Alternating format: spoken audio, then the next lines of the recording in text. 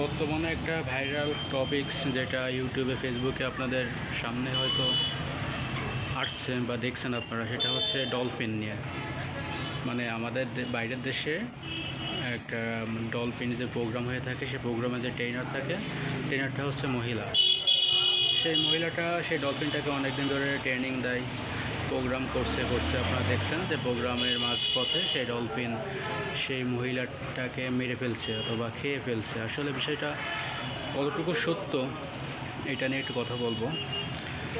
আমার দেখা মতে বা আমার চিন্তাভাবনার দিক থেকে বিষয়টা বলতে গেলে, আপনারা ওই ভিডিওটা একটু গভীরভাবে দেখবেন, ভালো করে দেখবেন, দেখলে বুঝতে পারবেন যে দেখবেন বর্তমানে কিন্তু এআই দিয়ে করা যাচ্ছে না এমন কোনো কাজ নেই।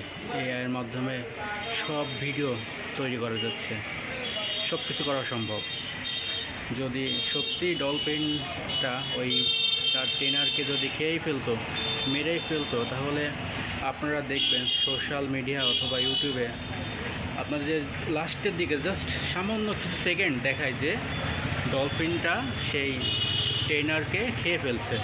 সামান্য কিছু মুহূর্ত একটাবার ভেবে দেখুন, ওইখানে কত শত লোক প্রোগ্রামটা দেখছে, তাই না? তাদের মধ্যে কি কেউ কি কোনো ভিডিও করিনি? ওইটুকু করে ছেড়ে দিছে জাস্ট। এটা কি সম্ভব? ভালো করে দেখলে বুঝতে পারবেন। এটা আমার মতে এটা এআই দিয়ে তৈরি করা। এআই দিয়ে সব কিছু করা সম্ভব।